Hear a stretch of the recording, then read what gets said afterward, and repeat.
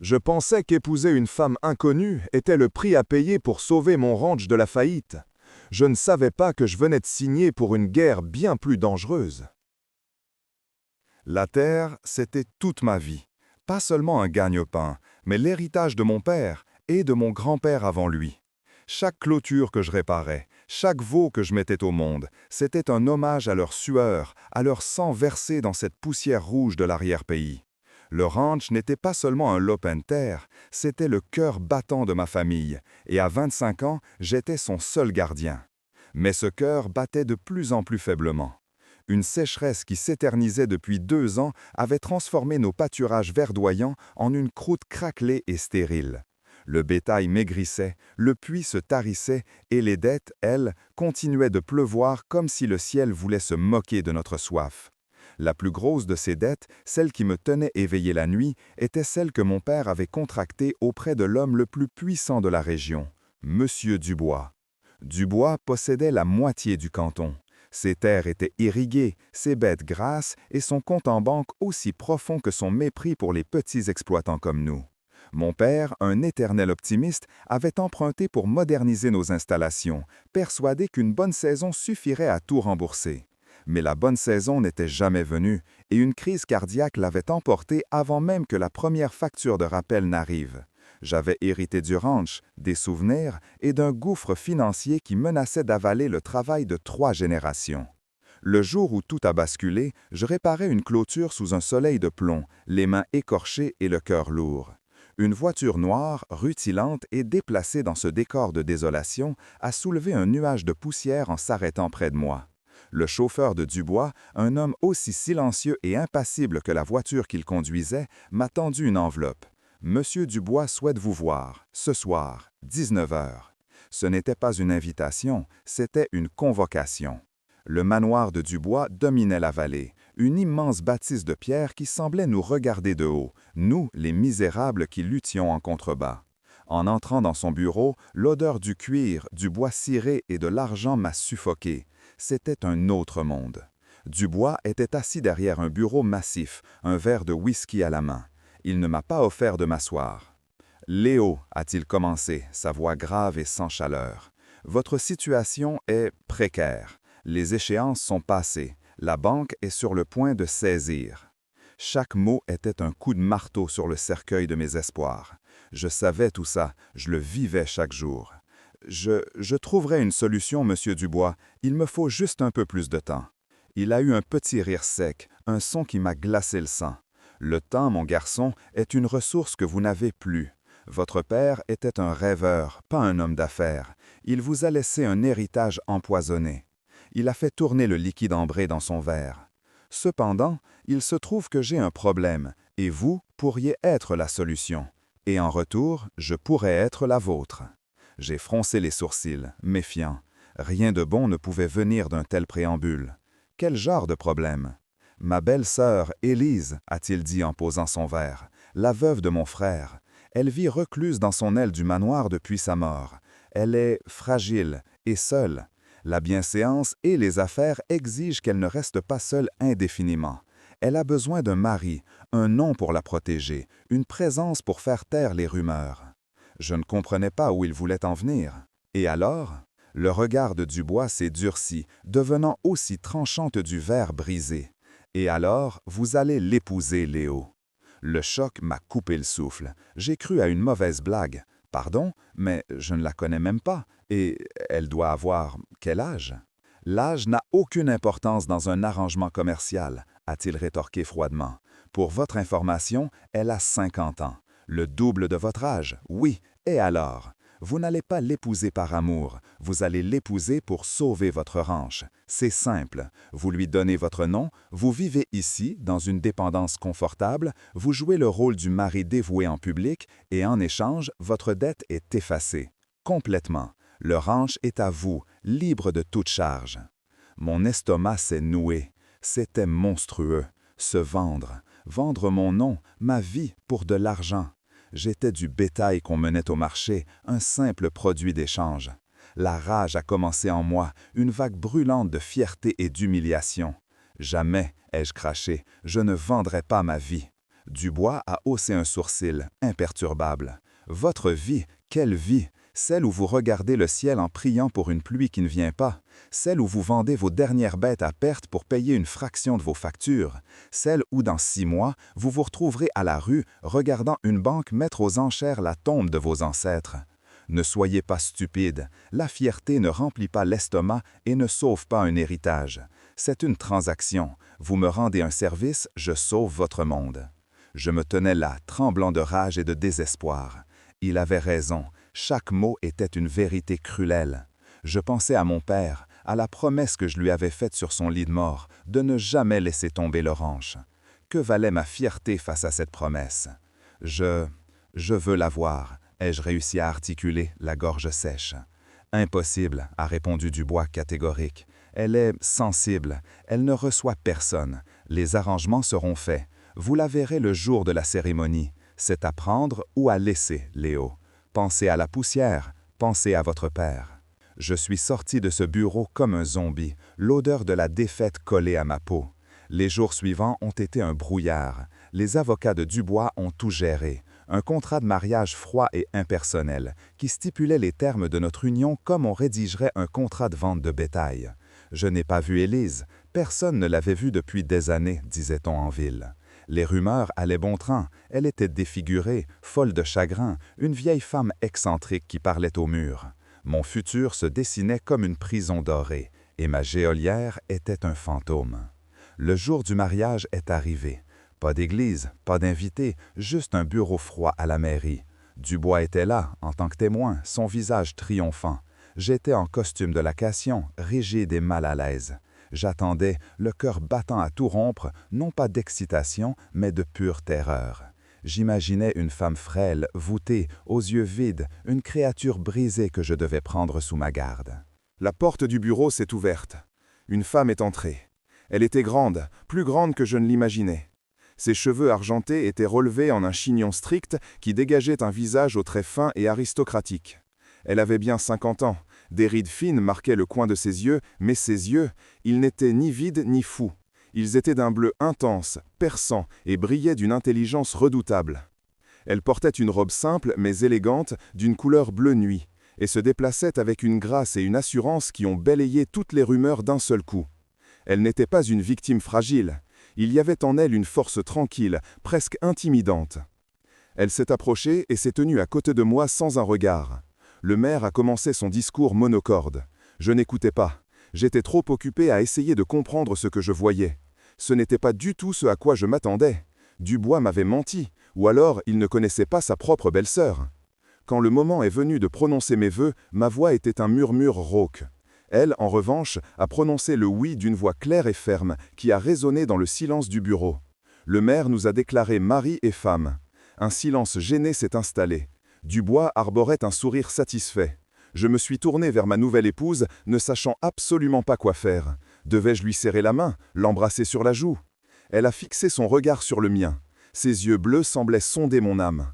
Puis elle s'est penchée vers moi, si près que je pouvais sentir le parfum discret de lavande qui émanait d'elle. Je m'attendais à une formalité, un mot de convenance. Mais ce qu'elle a murmuré d'une voix si basse que seul moi pouvais l'entendre a figé le sang dans mes veines et fait basculer tout ce que je croyais savoir. « Écoutez-moi bien », a-t-elle chuchoté, son ton glacial contrastant avec la chaleur de son souffle sur ma peau. « Notre mariage n'est qu'un début. Vous croyez avoir signé pour sauver votre ranch. La vérité, c'est que vous venez de vous enrôler pour m'aider à le détruire. » Mes pieds étaient cloués au sol. Un bourdonnement sourd a envahi mes oreilles, étouffant le reste des sons du bureau. Dubois, à quelques pas de nous, rayonnait, visiblement ravi de la tournure des événements. Il n'avait rien entendu. Pour lui, j'étais un jeune idiot brisé, une simple formalité pour régler ses problèmes de bienséance. Pour elle, j'étais une arme. Mon regard a croisé le sien, et j'ai vu pour la première fois non pas de la fragilité, mais une détermination aussi dure et froide que l'acier. Il n'y avait ni joie ni soulagement dans ses yeux, seulement le calcul glacial d'un général sur un champ de bataille. La poignée de main de Dubois fut ferme et condescendante. « Félicitations, Léo, bienvenue dans la famille, prenez bien soin d'elle. » Chaque mot était un mensonge, une façade que je devais maintenant aider à maintenir tout en complotant pour la démolir. Je n'ai réussi qu'à hocher la tête, la gorge trop serrée pour parler. Le trajet de retour au manoir s'est fait dans la même voiture noire et silencieuse. Le chauffeur nous a séparés de l'avant par une vitre teintée, nous enfermant dans un cocon de cuir et de tension. Élise était assise droite, regardant le paysage défiler, son visage impénétrable. Moi, j'étais une pelote de nerfs. Des centaines de questions se bousculaient dans ma tête. La détruire? Comment? Pourquoi? Était-ce un piège? Une folie? Étais-je passé d'une prison de dette à une prison de complot? Vous ne dites rien, a-t-elle finalement constaté, sans tourner la tête vers moi.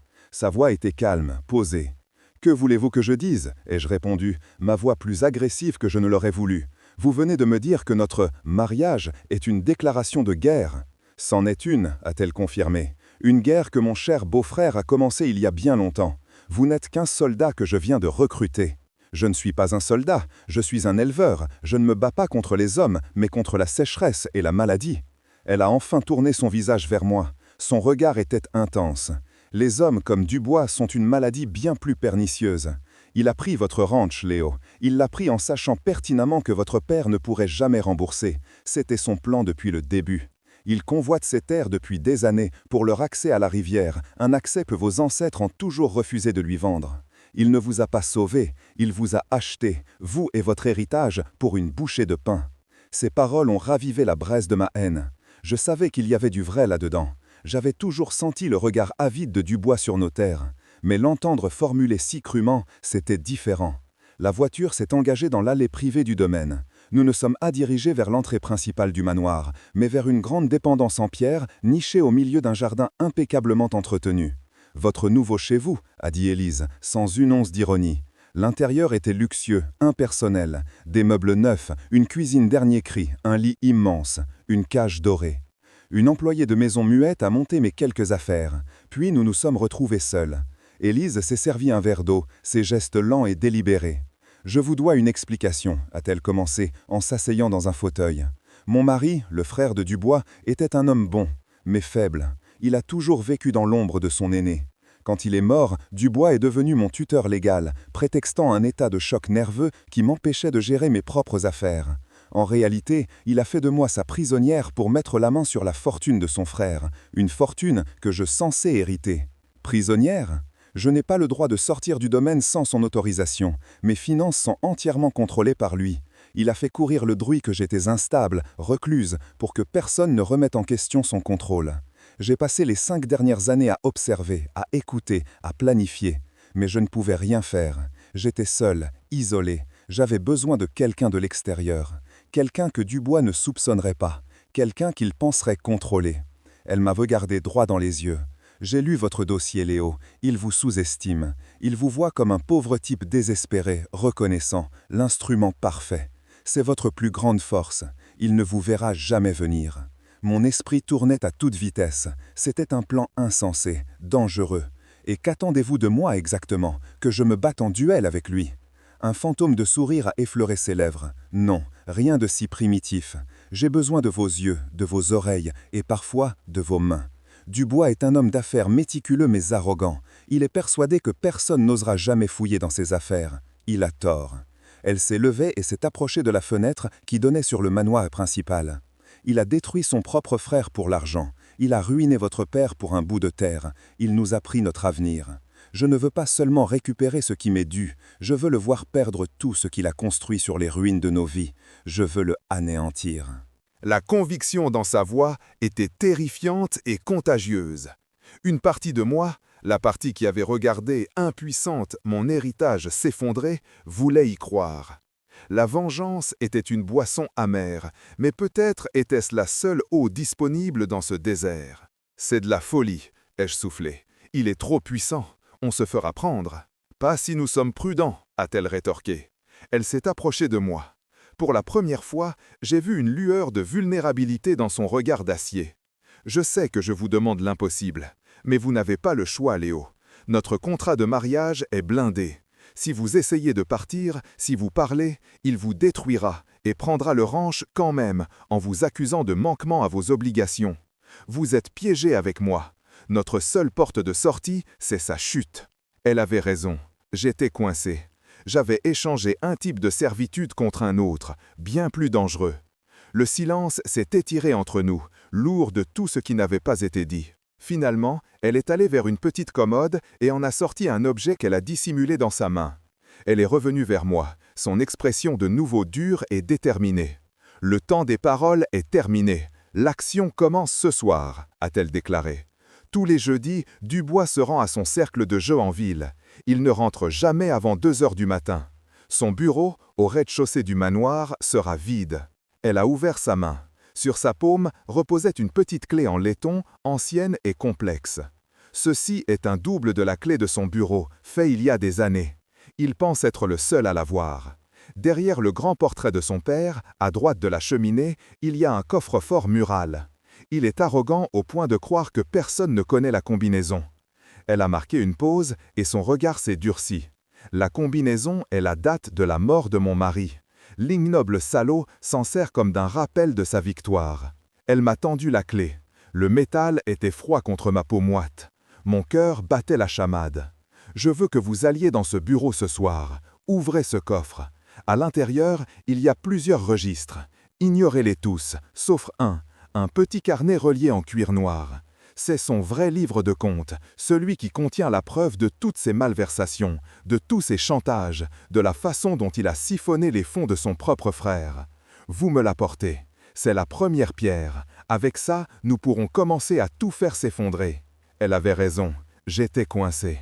J'avais échangé un type de servitude contre un autre, bien plus dangereux.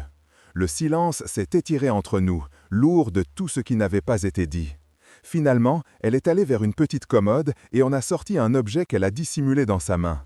Elle est revenue vers moi, son expression de nouveau dure et déterminée. « Le temps des paroles est terminé. L'action commence ce soir », a-t-elle déclaré. Tous les jeudis, Dubois se rend à son cercle de jeu en ville. Il ne rentre jamais avant 2 heures du matin. Son bureau, au rez-de-chaussée du manoir, sera vide. Elle a ouvert sa main. Sur sa paume reposait une petite clé en laiton, ancienne et complexe. Ceci est un double de la clé de son bureau, fait il y a des années. Il pense être le seul à l'avoir. Derrière le grand portrait de son père, à droite de la cheminée, il y a un coffre-fort mural. Il est arrogant au point de croire que personne ne connaît la combinaison. Elle a marqué une pause, et son regard s'est durci. La combinaison est la date de la mort de mon mari. L'ignoble salaud s'en sert comme d'un rappel de sa victoire. Elle m'a tendu la clé. Le métal était froid contre ma peau moite. Mon cœur battait la chamade. Je veux que vous alliez dans ce bureau ce soir. Ouvrez ce coffre. À l'intérieur, il y a plusieurs registres. Ignorez-les tous, sauf un petit carnet relié en cuir noir. C'est son vrai livre de comptes, celui qui contient la preuve de toutes ses malversations, de tous ses chantages, de la façon dont il a siphonné les fonds de son propre frère. Vous me l'apportez. C'est la première pierre. Avec ça, nous pourrons commencer à tout faire s'effondrer. Elle a refermé mes doigts sur la clé. Il n'y a pas de caméra dans cette partie de la maison, mais le chef de la sécurité fait une ronde à minuit pile. Vous aurez une fenêtre d'1 heure. Ne laissez aucune trace. Votre nouvelle vie commence maintenant, Léo. Ne me décevez pas. La clé dans ma poche pesait 1 tonne. Chaque tic-tac de l'horloge dans le silence de la dépendance était comme un coup de marteau sur mon crâne. Élise ne m'a plus adressé la parole. Elle s'était retirée dans sa chambre, me laissant seule avec mes pensées tourbillonnantes et la mission impossible qu'elle venait de me confier. Éleveur, pas cambrioleur. Je savais manier un lasso, pas crocheter une serrure ou déjouer la sécurité d'un magnat local. L'adrénaline se mêlait à une peur glaciale. Si je me faisais prendre, c'était la fin. Pas seulement pour le ranch, mais pour ma liberté.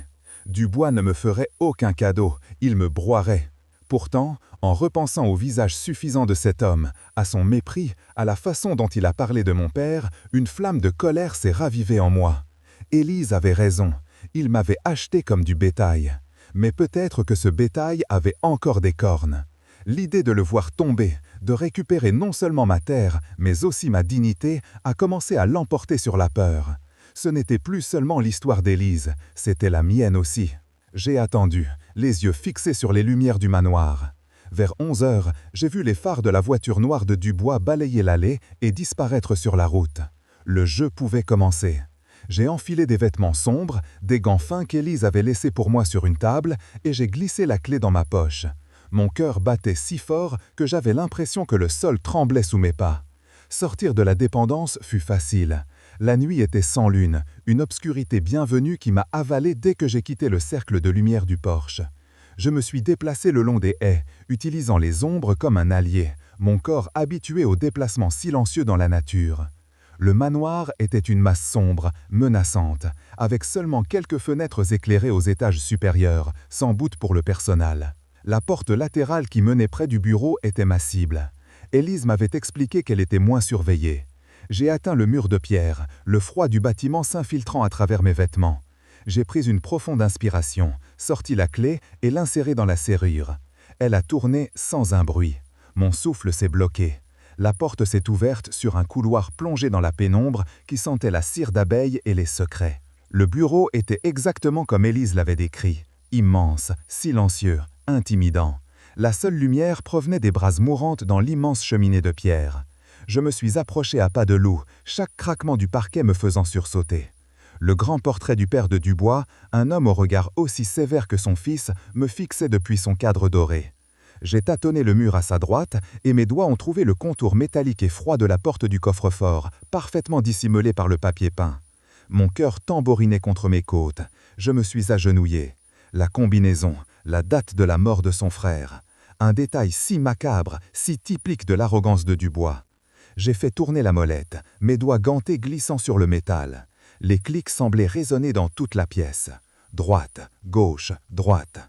Au dernier chiffre, j'ai entendu un déclic sourd et satisfaisant. La lourde porte d'acier a légèrement bougé. Je l'ai tirée. Elle s'est ouverte sans un grincement, révélant les entrailles du secret de Dubois. L'intérieur était tapissé de velours rouge, des liasses de billets, des titres de propriété, des bijoux. Mon regard a balayé tout ça. Ce n'était pas ma cible. Et puis, je l'ai vu. Posé sur une pile de documents, un petit carnet relié en cuir noir, sans aucune inscription.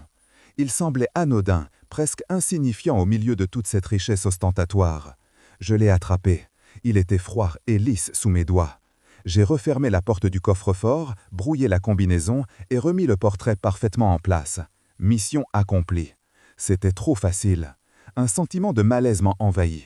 Je tenais la preuve, la bombe qui pouvait tout faire exploser. Il fallait que je sorte d'ici, vite.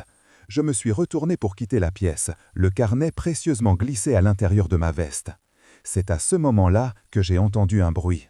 Un léger raclement venu du coin le plus sombre de la pièce, près de la grande bibliothèque.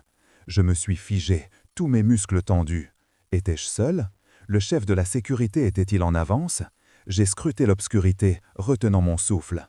Rien, juste le jeu des ombres projetées par les braises. J'ai dû rêver, la paranoïa.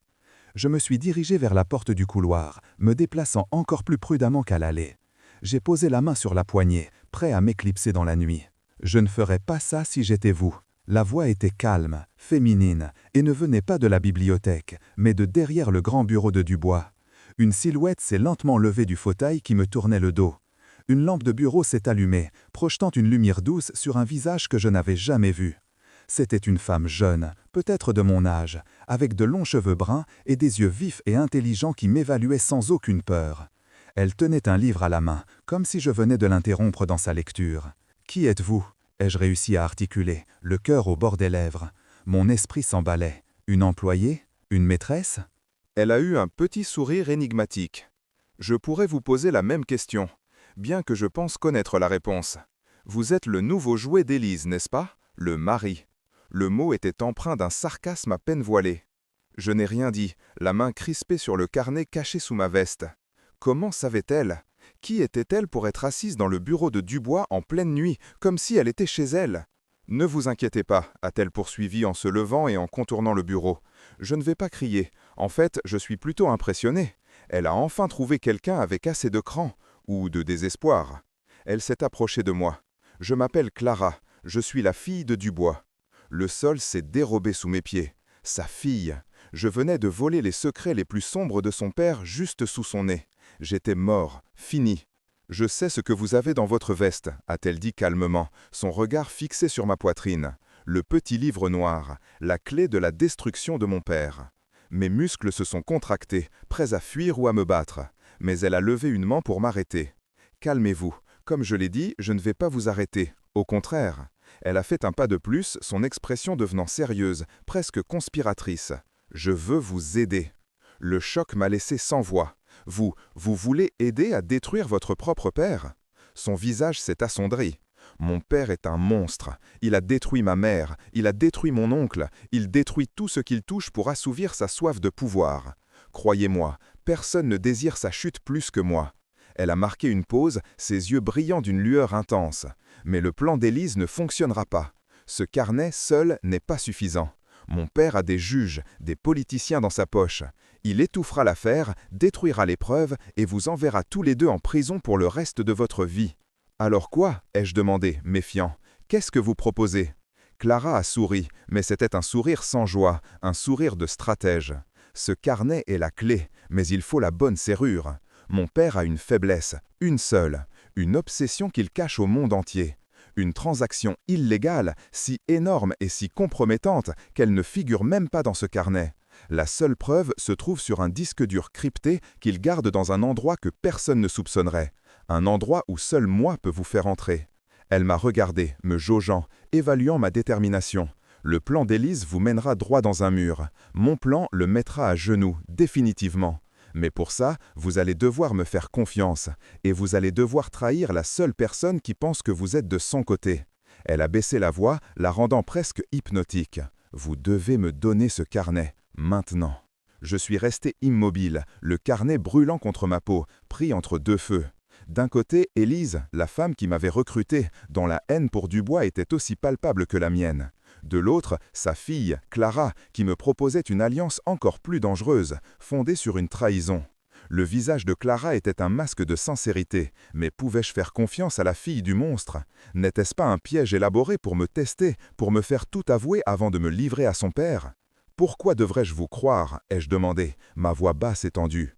Vous êtes son sang. Le sang ne fait pas tout, a-t-elle rétorqué, son regard s'assombrissant. J'ai passé ma vie à le regarder opérer, à le voir écraser les gens. J'ai essayé de partir, mais il contrôle tout, mes comptes, mes mouvements. Je suis aussi prisonnière que ma tante Élise, mais dans une cage plus grande. Ce carnet, dit-elle en désignant ma veste, va le mettre en colère. Le disque dur le détruira. Il contient les preuves de son trafic d'antiquités volées à l'international, son véritable empire secret. C'est ça, sa seule faiblesse, pas les petites magouilles locales. Elle a vu l'hésitation dans mes yeux. « Écoutez, a-t-elle ajouté, sa voix se faisant plus pressante, le chef de la sécurité sera là dans moins de 10 minutes. Vous n'avez pas le temps de débattre. Soit vous me faites confiance et nous le faisons tomber ensemble, soit vous retournez voir Élise avec un plan incomplet qui nous mènera tous à notre perte. Le choix vous appartient, Léo, mais choisissez vite. » Mon instinct hurlait. Quelque chose dans son regard, une lueur de désespoir qui faisait écho au mien, m'a convaincu. C'était un pari insensé, le plus grand de ma vie. Mais face à un monstre comme Dubois, peut-être que seule une folie pouvait l'emporter. J'ai lentement sorti le carnet de ma veste et le lui tendu. Nos doigts se sont effleurés. C'était un pacte scellé dans l'ombre du bureau de notre ennemi commun. « Bien, a-t-elle dit en prenant le carnet, rendez-vous demain, à l'aube, près du vieux chêne au bord de la rivière, au bout de votre propriété. Personne ne va jamais là-bas. Ne dites rien à Élise. Agissez comme si tout s'était passé comme prévu. Maintenant, partez. » Je me suis éclipsé aussi silencieusement que j'étais entré, le cœur battant à un rythme effréné. Je suis rentré dans la dépendance quelques minutes avant la ronde de minuit. Élise m'attendait dans le salon, son visage tendu était à peine éclairé par une petite lampe. « Alors » a-t-elle demandé, sans préambule. Je lui ai menti. J'ai joué le rôle qu'elle m'avait assigné, le rôle que Clara m'avait demandé de jouer. Je ne l'ai pas, ai-je dit, en essayant de paraître abattu et effrayé. Il y avait de la lumière, j'ai entendu quelqu'un, j'ai dû rebrousser chemin. Je suis désolé. La déception sur son visage fut comme un coup de poignard.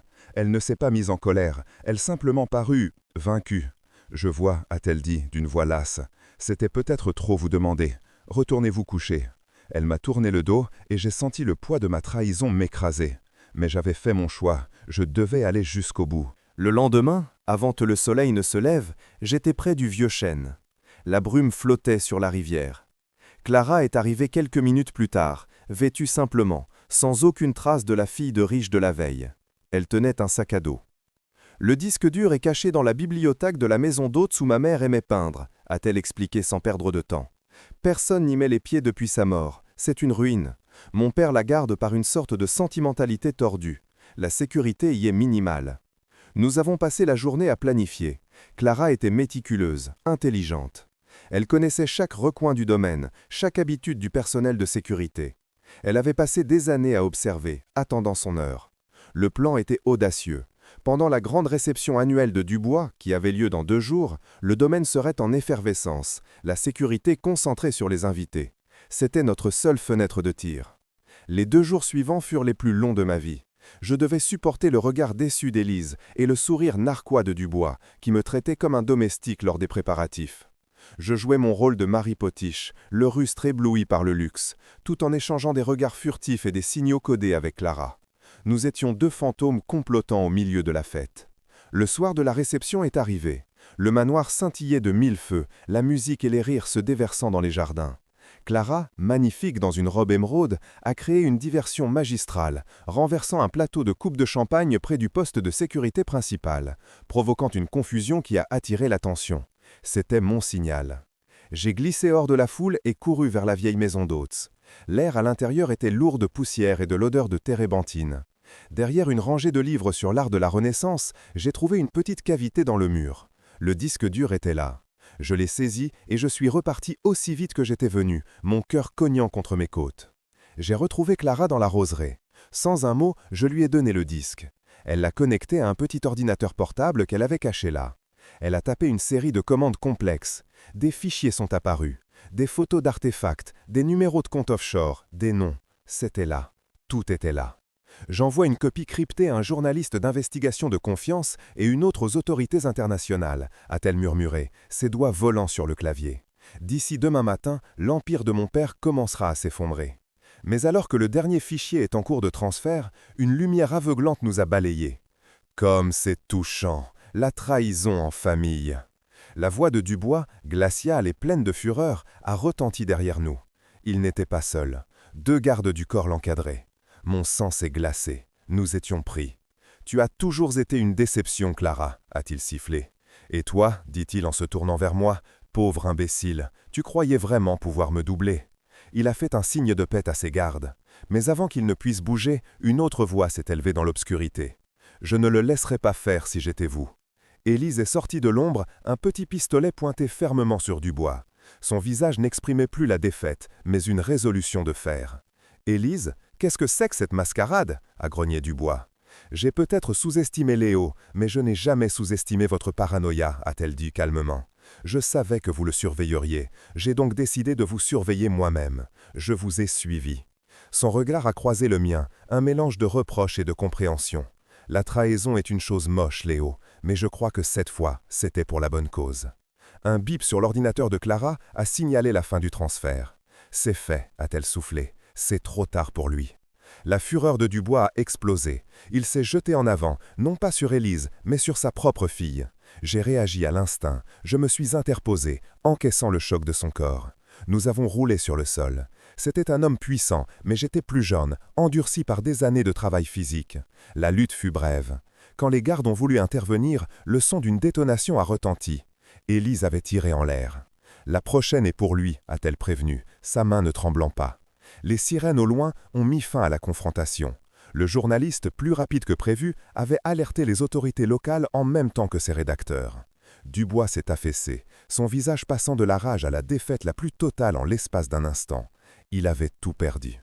Dans les semaines qui ont suivi, l'empire de Dubois s'est effondré comme un château de cartes. Les révélations ont fait la une des journaux. Ses complices l'ont abandonné. Arrêté, ses biens gelés, il n'était plus qu'un vieil homme brisé attendant son procès. Élise a récupéré le contrôle de sa fortune et de sa vie. Clara, libérée de l'emprise de son père, a décidé de voyager, de se découvrir elle-même. Notre mariage, ce contrat commercial absurde, a été annulé d'un commun accord. Le ranch était à moi, la dette effacée par les avocats d'Élise, comme première clause de notre séparation. Le jour de mon départ du manoir, Élise m'a accompagné jusqu'à ma vieille camionnette. « Vous avez menti, Léo », a-t-elle dit, sans animosité. « Oui », ai-je admis, mais j'avais le sentiment que c'était le seul chemin. Elle a hoché la tête, un léger sourire sur les lèvres. Parfois, le chemin le plus tortueux est le plus direct. Vous avez sauvé votre ranch, et vous nous avez sauvés, nous aussi. Merci. Je suis retourné sur mes terres. La pluie était revenue, comme si le ciel lui-même avait été libéré d'un poids. L'air commençait à repousser, timide mais tenace. En regardant mes champs reverdir, je me suis rendu compte que j'avais reçu bien plus que ce que j'espérais. Je n'avais pas seulement sauvé un lopin de terre, j'avais combattu un monstre et gagné. J'avais récupéré mon héritage, ma fierté et un avenir que je pouvais désormais construire de mes propres mains, libre de toute dette. J'étais un éleveur, et pour la première fois depuis longtemps, j'avais l'impression que la terre que j'aimais tant m'aimait en retour.